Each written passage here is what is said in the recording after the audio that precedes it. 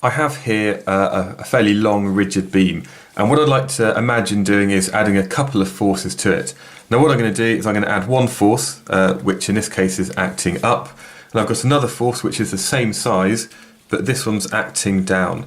Now the important thing is, in this example here, they're both effectively the same distance away from that pivot. So to work out the moment of these two forces, I'm going to look at them individually. So first of all, the green force. Let's imagine it has a size of F. And the distance between this force and the centre of this is equal to d over 2. This is assuming that the total length of this thing is d. So that's one of the forces which is acting anti-clockwise. The blue force over here, on the other hand, also has a size of f, and again this is acting at a distance of d over 2 from the centre of this. So if I look at that, we can then basically look at the green force and the blue force, and d over 2 plus d over 2 is just equal to d. So the total moment is equal to the force times the distance between them. If I was to maybe instead take moments about this point over here, then effectively, because we've got no perpendicular between this force and that, the distance from here to here is equal to d.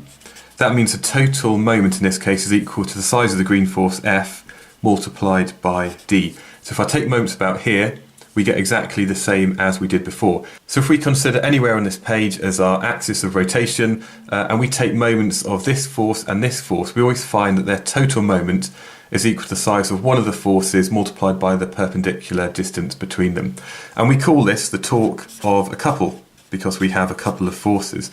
And we tend to give this the symbol tau, which is a lowercase Greek letter, and this is just equal to the force multiplied by the perpendicular distance between them. And this is really a special case of moments. Remember, if we look at the moment, we tend to look at the force times the distance between that force and its axis of rotation. But here, because we're talking about the distance between these two forces, which are the same size, we give it the symbol d.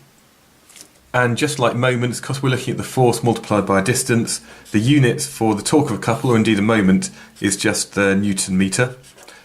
So we can really define this torque of the couple of forces as one of the forces multiplied by the perpendicular distance between them.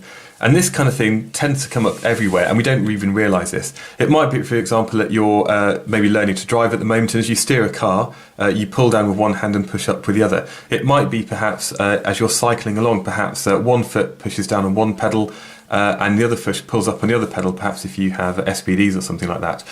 So couples and these kind of forces that act in pairs exist all over the place.